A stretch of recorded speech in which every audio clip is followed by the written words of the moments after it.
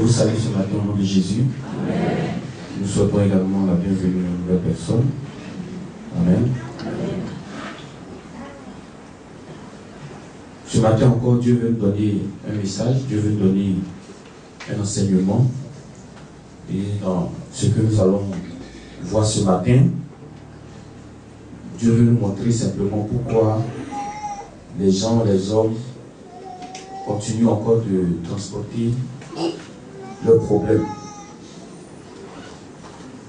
C'est Jésus qui a dit: venez à moi, vous tous qui êtes fatigués et chargés. Et il va nous donner du repos. Amen. Et il y a certains encore qui sont à côté de ce repos. Certains sont en marge de ce repos. Certains refusent ce repos. Mais ce matin, Dieu veut te faire grâce. Donc nous allons voir des points qui vont nous montrer pourquoi quelqu'un peut toujours transporter son problème. Pourquoi quelqu'un peut toujours avoir des soucis et puis la solution à côté, mais il ne voit pas cette solution. Pour cela, nous allons partir dans 1 Pierre, chapitre 5, le verset 7. Aujourd'hui, si tu veux que ton problème soit résolu, il y a forcément une solution. Amen. Il y a forcément une solution. Si tu veux que ton problème soit réglé, si tu veux la bonne joie, il y a forcément une solution. Parce que le monde dans lequel nous sommes, il y a le ciel, et puis il y a la terre. Il y a la gauche, et puis il y a la droite. Il y a le haut, et puis il y a le bas. Il y a le noir, et puis il y a le blanc.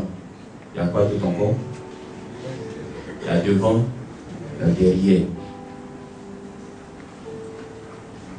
Donc, quand il y a problème, il y a aussi solution. Un problème ne vient jamais seul. Il vient toujours avec la solution.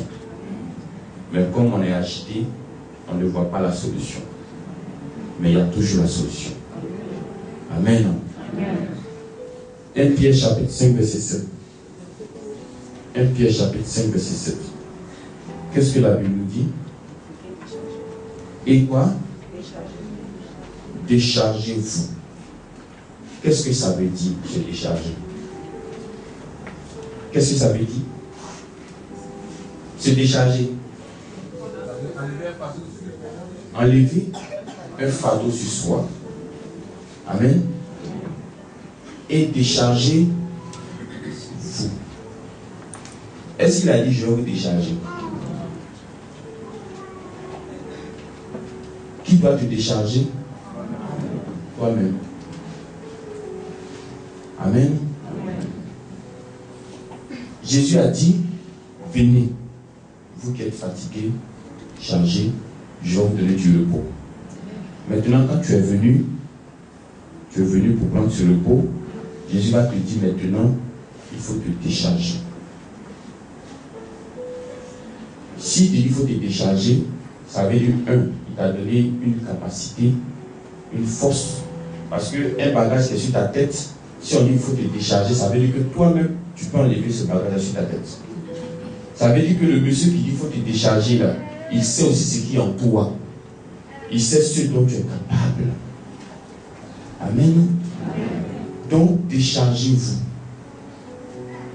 Personne ne va venir te décharger. Personne. La seule chose que Dieu peut faire pour toi, c'est que si tu lui donnes ton problème, lui te donne sa solution. Amen. Amen. C'est un échange qui va se faire entre toi et le Dieu de Papa Flori. C'est-à-dire que quand tu viens et tu lui dis, prends mon problème, prends ma situation. Quand une personne se décharge, comment elle se sent? Tu es léger. Tu es à l'aise. À supposer que le bagage était sur ta tête. Si tu t'es déchargé, est-ce que tu t'inquiètes encore pour ta tête? Tu ne t'inquiètes plus. Donc, une des conséquences, ou bien ce qui va suivre quand tu vas te décharger, c'est que tu n'auras plus de quoi? Tu n'auras plus de fardeau. Tu n'auras plus d'inquiétude. Amen. On a notre vie, on a nos finances, on a des projets, on a la famille, on a beaucoup de domaines qui nous concernent. Et dans certains domaines, tu peux avoir des problèmes, tu peux avoir des soucis, tu peux avoir beaucoup de difficultés. Celui qui a écrit ce texte-là, c'est l'apôtre Pierre. Lui aussi, il avait un souci. Parce que quand tu dis quelque chose à quelqu'un, c'est que toi-même tu as expérimenté la chose. Aujourd'hui, il y a de nouvelles personnes qui sont là, mais ce sont les anciens qui les ont conduits. Et les anciens, pour conduire les nouvelles personnes, il faut avoir expérimenté quelque chose. Donc Pierre qui dit ce matin qu'il faut se décharger, ça veut dire que lui-même aussi il était chargé. Et on va voir un peu comment Pierre était chargé. Pour cela, allons-y dans Matthieu 19, verset 27. On va revenir à notre texte de 1 Pierre. Matthieu 19, verset 27. Pierre lui-même avait aussi son problème. Qu'est-ce qui est dit dans Matthieu 19, verset 27? Qui prend la parole ici? C'est le même Pierre. Amen. Le même Pierre de l'autre côté qui a dit déchargez-vous là. Avant ça, voici ce qui s'est passé pour lui. Pierre prenant la parole, lui dit, il dit à Jésus, voici, nous avons tout quitté et nous t'avons suivi. Qu'est-ce qui se passe maintenant? On mange ou on ne mange pas. Amen. Donc vous voyez que Pierre lui-même, il était aussi inquiet.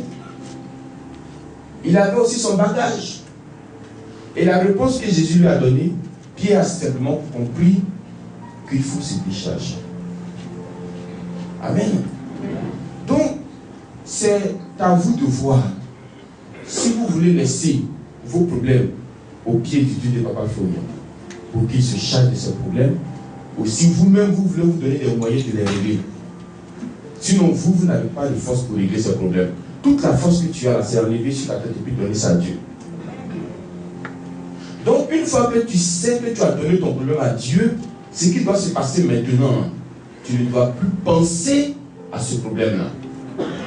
Mais si tu continues de penser à ce problème, ça te fait un autre problème encore. Vous voyez? C'est ce qui fait que les problèmes sont répétés chez vous. Parce que quand vous donnez ce problème à Dieu, d'abord, vous ne savez pas si vraiment vous avez donné. Vous ne savez pas si Dieu va faire. Vous ne savez même pas si Dieu a pris. Et pourtant, tu as un Dieu fort. Tu as un Dieu puissant. Un Dieu que toi-même tu qualifies. Un Dieu que toi-même tu danses. Un Dieu que tu acclames. Un Dieu que tu chantes. Un Dieu que tu pries. Amen. Donc ce matin-là, je ne sais pas avec quel problème tu es venu. Je ne sais pas avec quel bagage, quel fardeau, quel souci. Il faut te décharger. Amen. Enlève ça dans ton cœur aujourd'hui. Parce que plus la chose est dans ton cœur, vous savez, il y a certaines personnes qui disent ne pas faire de songe. Ça peut être possible que tu es enfermé quelque part. Mais ça peut être aussi le fait que à la place de où ton songe doit être, il y a des soucis qui sont là-bas. Donc tant que les soucis prennent la place des songes, tu ne pourras pas faire des songes. Le songe, c'est dans l'esprit. Mais dans ton même esprit, là, il y a des soucis. Le songe va trouver quelle place? Amen. Donc il faut que tu libères la place pour que le songe puisse venir. Donc il y a beaucoup ici qui ne font pas le songe à cause de leurs propres soucis. Mais à quel moment tu vas finir de penser à pour toi et puis maintenant penser à pour Dieu? Décharge-toi ce matin. Amen. Amen. Problème de famille, problème de foyer, travail, enfants, argent. Si tu es là ce matin, il faut donner ça à Dieu. Et quand tu vas te lever et que tu vas repartir d'ici, une fois que tu ouvres cette porte, dis-toi que ton problème est resté dans la salle ici. Amen. Que ton problème ne te suit pas. Chaque jeudi, chaque mercredi, chaque lundi, chaque samedi, quand on vient ici, ce n'est pas pour autre chose, c'est pour se décharger. Un camion qui ramasse des poubelles, qui va à la décharge, quand le camion revient, il est entièrement vide. Amen. Amen. Il est entièrement vide. Il ne se soucie plus de ce qui est derrière lui. Il se va prendre encore un autre bagage pour aller déverser. Je voudrais que tu fonctionnes comme cela avec ce Dieu que tu as connu. Tu l'as connu, peut-être ça fait 1 an. Tu n'avais pas vu de Dieu comme cela. Tu l'as connu, ça fait 2 ans. Ou peut-être 4 ans. Tu n'avais pas vu de Dieu comme cela. Maintenant, aujourd'hui, là, il te dit, donne-moi tes problèmes. Donne-moi. Si tu lui donnes là, il faut dormir maintenant. Si tu lui donnes là, pense à autre chose. Si tu lui donnes, il faut faire autre chose.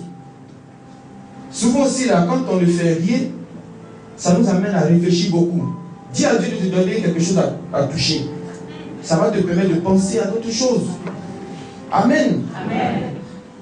Personne ne va te décharger. C'est toi-même. Tu lui donnes. Donc, ce qui fait que les gens transportent toujours leurs problèmes, c'est qu'ils n'ont pas envie de déposer ça au pied de Jésus. Donc, eux-mêmes, ils ont ça. Je ne sais pas si c'est sur les têtes ou les bras, je ne sais pas. Tu viens avec ça, j'ai dit, tu repars avec ça encore. Tu viens avec ça samedi, tu prends encore, tu retournes. Dieu me te regarde et dit, mais qu'est-ce qui se passe chez ma fille là-même? Ou bien, qu'est-ce qui se passe chez mon fils? Amen. Voici encore un autre problème. Et cet autre problème-là, on va prendre 1 Jean. C'est vers Apocalypse là-bas. 1 Jean, chapitre 5. Verset 14. 1 Jean, chapitre 5, verset 14.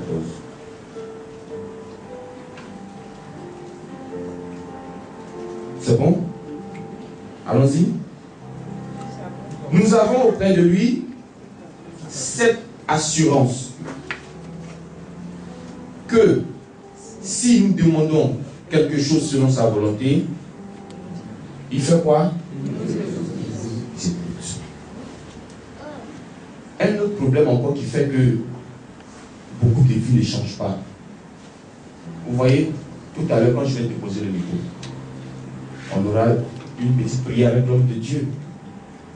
La petite prière là, même si c'est 1 minute, même si c'est 2 minutes, même si c'est 5 minutes, de toutes les façons, même si on vous donnait 1 heure, ou bien toute la journée, vous ne finirez pas de raconter votre vie à Dieu. Tu ne peux pas. Je ne peux pas prendre 1 jour pour raconter ma vie à Dieu. Je ne peux pas. Parce que l'homme là, c'est pas possible. Amen. Donc pendant ces 2 minutes, il y aura une prière avec l'homme de Dieu, couronné par le Dieu de Papa Fou. Amen. Dans cette prière, il s'agira de quoi?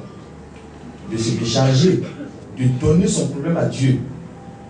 Le problème qui va se poser tout de suite sera de savoir, est-ce que toi, tu as l'assurance que Dieu t'écoute? Amen. Parce que si tu as vraiment l'assurance que la petite prière qu'on vient de faire, Dieu a pris ça en charge, Dieu a pris ça en compte. Si tu es sûr vraiment, je dis vraiment sûr, que Dieu t'a écouté, est-ce que tu as besoin de parler encore à un homme? Voici notre problème qui est là. Vous pouvez croire ce que je dis, comme vous pouvez ne pas croire. Moi, mon devoir, c'est de parler seulement. Amen. Moi, je ne suis pas capable de changer la vie de quelqu'un. Dieu nous a envoyé, il dit allez-y parler, annoncer. Quand on dit annoncer là, ce n'est pas transformer ou bien. Nous, on parle seulement, puis lui, il va venir faire le reste. Amen. Amen. Il dit que nous avons cette assurance que si nous lui demandons quelque chose selon sa volonté, il nous écoute. est-ce que quand on va faire la prière tout à l'heure, est-ce que tu auras cette assurance que Dieu t'écoute, que Dieu t'entend? Parce que si tu n'as pas cette assurance-là, je te dis en même temps que ton même problème que tu es venu avec, tu vas repartir avec, même si tu causes avec l'homme de Dieu. Moi, je ne suis pas au-dessus de la parole de Dieu. L'homme de Dieu n'est pas aussi au-dessus de la parole de Dieu. Et lui-même aussi vous a dit que lui, il est ce qu'il est grâce à son Dieu. Maintenant, lui va invoquer son Dieu ce matin. Pour que son Dieu écoute ta prière. Et je sais que dans ta prière, tu vas dire à son Dieu, j'ai tel problème, j'ai tel souci, j'ai tel bagage. Maintenant, son Dieu attend de toi que tu aies cette assurance de 1 Jean 5, verset 14 là. Qu'il t'écoute d'abord. Il n'a pas dit qu'il t'exauce, il dit qu'il t'écoute d'abord. Est-ce que tu as cette assurance que quand tu es devant ce Dieu-là, il t'écoute? Que quand tu viens ici samedi, il t'écoute. Quand tu viens ici jeudi, il t'écoute. Est-ce que tu as cette assurance? Si tu n'as pas ça, je te dis que quelque chose ce que tu vas faire après, tu ne seras pas exaucé. Il faut avoir cette assurance. Que ce que tu vas dire ce matin, Dieu t'écoute. Si tu veux écoute de l'homme de Dieu, il va t'écouter. Mais quand sera-t-il de l'écoute de Dieu maintenant? Amen. Ce n'est pas l'homme de Dieu qui veut t'écouter, mais c'est plutôt Dieu qui veut t'écouter. Et si tu lui demandes, il faut avoir l'assurance. Maintenant, quand tu as cette assurance, il t'écoute, qu'est-ce qui se passe? On poursuit. Et si, verset 15, si nous savons qu'il nous écoute, quelque chose que nous demandions, qu'est-ce qui se passe? Nous savons que nous possédons la chose que tu lui as demandé. Mais avant de posséder là, il faut d'abord avoir l'assurance qui t'écoute. Amen. Si tu n'as pas cette assurance-là, je te promets que le jeudi prochain, tu auras encore des problèmes. Alors que ceux d'aujourd'hui n'ont pas été réglés. Ouvre ton cœur. Mets cette assurance-là. C'est-à-dire, premièrement, enlève le bagage qui est sur toi. Dans cette prière-là, enlève le bagage, donne-lui. Et puis, deuxièmement, mets dans ton cœur cette assurance. Quand on dit assurance, c'est vraiment assurance. C'est une confiance pleine. C'est une conviction. C'est ça qui est la foi en fait. Une minute de prière. Je sais que le Dieu de Papa Florian m'écoute. Dieu de Papa Florian, je veux te parler ce matin. J'ai tel souci, j'ai tel fardeau, j'ai tel problème. Maintenant j'ai l'assurance qu'il m'écoute. Quand je finis ma prière, je dis Amen. Maintenant, voici ce que d'autres font. Ils ont fini de la prière. Quand ils se lèvent la tête, ils ne voient pas Florian. Ils disent non, on va aller demander aussi. C'est comme si tu as diminué le Dieu de Papa Florian sans que tu ne le saches.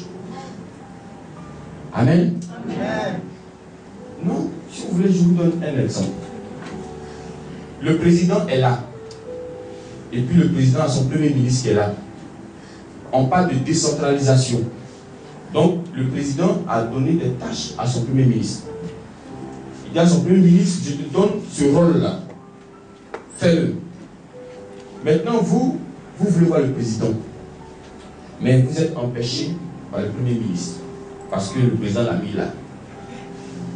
Maintenant, le premier ministre te dit tout ce que le président lui a dit. Tu dis, j'ai compris. Maintenant, quand tu sors devant le premier ministre, tu cherches une autre porte pour atteindre le président. Je vous pose la question, comment le premier ministre va se sentir? C'est ce que vous faites à Dieu. C'est-à-dire que, quand on va prier, c'est Dieu qui sera en mouvement. Hein? Vous ne pouvez pas le voir. Mais Dieu sera en mouvement. Quand on fait les prières, les anges sont en mouvement. Maintenant, quand on finit, l'attitude que tu as, c'est comme si rien ne s'est passé. C'est comme si on n'avait pas parlé à Dieu. Ce n'est pas à Dieu qu'on a parlé, c'est qu'on fait, c'était amusement. Ou bien c'était échauffement. C'est maintenant que ça va commencer. Amen. C'est pas maintenant, c'est dans ta prière là. Que Dieu nous bénisse. Donc ce matin, ça dépend de toi. Les nouvelles personnes là, on les épargne. Parce que ils sont encore au lait. Amen. Mais vous connaissez le témoignage de 2007 jusqu'à aujourd'hui. Vous avez vu le Dieu de Papa Fournier dans toutes ses formes, dans toutes ses dimensions. Vous l'avez vu dans des actions extraordinaires, des choses même que vous ne pouvez même pas expliquer. Vous l'avez vu faire ça. Vous savez de quoi il est capable. Quand il se lève, vous savez ce qu'il fait. Vous savez qu'il peut descendre dans ton village et puis attraper la tête de tous tes sorciers. Il est capable de cela. Amen. Au téléphone, quand l'homme de Dieu parle, c'est l'ange qui quitte ici pour aller en Europe là-bas. C'est l'ange qui quitte ici pour aller aux États-Unis. Sinon, vous pensez que comment exaucement là c'est fait. Mais eux, ils mettent leur confiance dans cette petite prière-là.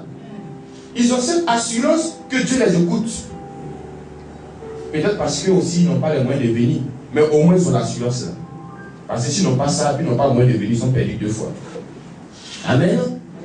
Et comme ils sont convaincus que Dieu les écoute, voici le verset qui s'accomplit pour eux en même temps. Ils possèdent ce que Dieu a promis pour eux.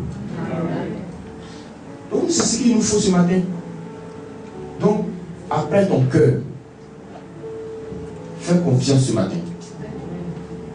Tu vas parler à Dieu. Pas à n'importe quel Dieu, hein. Amen. Quand l'homme de Dieu va te donner le signal, c'est à Dieu, c'est à un Dieu que tu vas parler. Ce n'est pas n'importe qui. Tu vas lui parler. Dieu de Papa, je te parle maintenant. Et puis maintenant, c'est à toi de voir assurance là, qu'il t'écoute là. Est-ce que c'est là? Si tu as cette foi, je pense que tu vas déplacer beaucoup de montagnes. Et je te dis que si tu atteins déjà ce stade-là aujourd'hui là, tous ceux qui vont atteindre ce stade-là aujourd'hui, ce que le chemin du ciel sera demain là, toi aussi tu seras dedans. Parce qu'il va arriver un temps, je vous dis, il va arriver un temps où tu ne pourras plus causer avec lui. Maintenant, ceux qui seront sauvés là, c'est qui? C'est ceux qui auront l'assurance que Dieu les écoute. Quand on fait les songes, et puis on voit que quand l'homme de Dieu n'est pas là, les gens ne sont pas là. Ça veut dire qu'ils n'ont pas l'assurance que Dieu les écoute.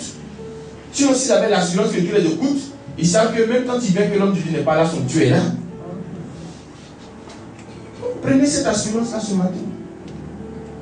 C'est ce qu'il vous faut. Sinon, si vous ne prenez pas ça, vraiment, je ne sais pas comment on va finir. Tu peux demander cette assurance à Dieu. Il va te donner ça. Et regardez quelque chose. Si aujourd'hui tu as fait l'expérience, vraiment bien fait l'expérience et puis Dieu t'a répondu là, ça sera ton secret. Les gens vont te demander, mais comment tu fais? Comment tu as fait? Tu vas dire que j'ai eu une assurance que Dieu m'écoute quand je lui parle. Et si je sais que Dieu m'écoute, alors la chose que je lui ai demandée, je sais que je la possède déjà. Donc que Dieu nous bénisse. Amen. Il y a eu 2 choses. La première, c'est se décharger. J'ai dit que Dieu ne va pas venir te décharger, il dit déchargez-vous. Vous-même déchargez-vous.